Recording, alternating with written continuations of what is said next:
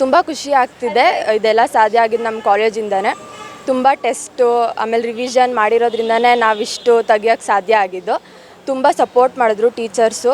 ಆಮೇಲೆ ತುಂಬ ಎಲ್ಲ ಕ್ಲಿಯರ್ ಮಾಡ್ತಿದ್ರು ಕಾನ್ಸೆಪ್ಟ್ಸ್ ಎಲ್ಲ. ತುಂಬ ಚೆನ್ನಾಗಿ ಟೀಚ್ ಮಾಡ್ತಿದ್ರು. ಹೇಳ್ಬೇಕಂದ್ರೆ ಅವರಿಂದನೇ ನಾವು ಇಷ್ಟು ತೆಗಿಯೋಕ್ಕೆ ಸಾಧ್ಯ ಆಗಿದ್ದು. ತುಂಬ ರಿವಿಷನ್ಸ್ ಮಾಡಿಸ್ತಿದ್ರು. ಆಮೇಲೆ ಟೆಸ್ಟ್ ತುಂಬ ಕೊಡ್ತಿದ್ರು. ಆಮೇಲೆ ಇದೇನಿದ್ರು ಕಾಲೇಜ್ ಅವರಿಗೆ ಮತ್ತು ನಮ್ಮ ಪೇರೆಂಟ್ಸಿಗೆ ಕ್ರೆಡಿಟ್ಸ್ ಹೋಗುತ್ತೆ. ನನ್ನ ಮಗಳು ಜಯಶ್ರೀ ಎಮ್ಮು 98% ತೆಗೆದಿದ್ದಾಳೆ ಕಾಮರ್ಸ್ CEBA. ತುಂಬ ಖುಷಿ ಆಗುತ್ತೆ ಮೇಡಮ್ ನಮಗೆ.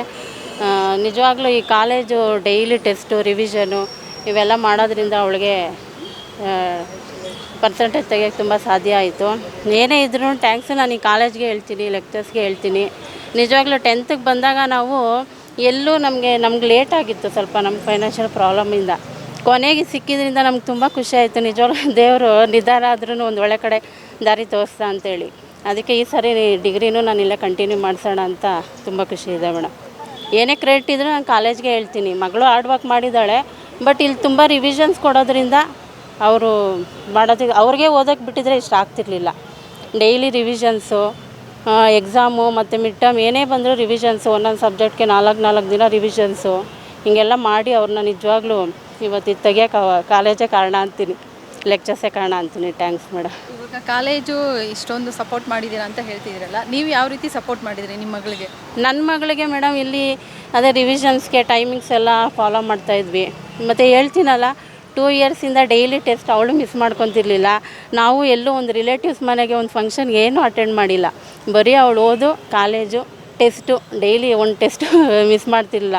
ಬೈ ಚಾನ್ಸ್ ನಾವೇನು ಹೋದ್ರೂ ಬಸ್ಸಲ್ಲೇ ಓದ್ಕೊಂಬರೋಳು ನಾಳೆ ಟೆಸ್ಟ್ಗೆ. ಹಂಗಾಗಿ ತುಂಬ ಖುಷಿ ಇದೆ ಮೇಡಮ್. ನನಗೆ ತುಂಬ ಖುಷಿ ಅಂದರೆ ಖುಷಿ. ನಾನು ಏನೇ ಇದ್ದರೂ ಕಾಲೇಜ್ ಮೇಲೆ ಹೇಳ್ತೀನಿ ಮೇಡಮ್. ಹಂಗಾಗಿ ಡಿಗ್ರಿನೂ ಇಲ್ಲ ಕಂಟಿನ್ಯೂ ಮಾಡಿಸೋಣ ಅಂತ ಇದ್ದೀನಿ ಮೇಡಮ್. ಓಕೆ, ಇವಾಗ ನಿಮ್ಮ ಮಗಳು ಕೃಪಾನಿಧಿ ಕಾಲೇಜಲ್ಲಿ ಈ ಥರ ಒಂದು ಪರ್ಸೆಂಟೇಜ್ ತೊಗೊಂಡು ಹೈಯೆಸ್ಟ್ ಬಂದಿದ್ದಾರಲ್ವ, ನೆಕ್ಸ್ಟ್ ಬರೋ ಸ್ಟೂಡೆಂಟ್ಸ್ಗೆ ನೀವೇನು ಹೇಳೋಕ್ಕೆ ಇಷ್ಟಪಡ್ತೀನಿ? ನಾನು ಹೇಳ್ತೀನಿ ಮೇಡಮ್, ನನ್ನ ಫ್ರೆಂಡ್ಸ್ಗೆ, ನನಗೆ ಗೊತ್ತಿರೋರಿಗೆಲ್ಲ ನಾನು ಈಗಂತಲ್ಲ, ನಾನು 2 ಇಯರ್ಸ್ ಯಾವಾಗ ನಾನು ಫಸ್ಟ್ ಇಯರಿಂದ ನೋಡಿದ್ನೋ ಆವಾಗೇ ನಾನು ಎಲ್ಲರಿಗೂ ಹೇಳ್ತಾಯಿದ್ದೆ, ಏನೇ ಇದು ಕೃಪಾನಿಧಿಗೆ ಹಾಕಿ. ಅಲ್ಲಿ ತುಂಬ ಏನಿಲ್ಲ ಅಂದರೆ ಓದೋ ಮಕ್ಕಳನ್ನೆಲ್ಲ, ಓದೇ ಇರೋ ಮಕ್ಕಳನ್ನ ಅವ್ರು ತೊಗೊಂಡು ಓದಿಸ್ತಾರಲ್ಲ, ಅದೇ ಗ್ರೇಟ್ ಅನಿಸ್ತು ನನಗಿಲ್ಲಿ. ಕೆಲವು ಬೇರೆ ಕಾಲೇಜಲ್ಲೆಲ್ಲ ಪರ್ಸೆಂಟೇಜ್ ನೋಡಿ ಓದೋ ಮಕ್ಕಳನ್ನ ತೊಗೊಂಡು ಮಾಡ್ತಾರೆ.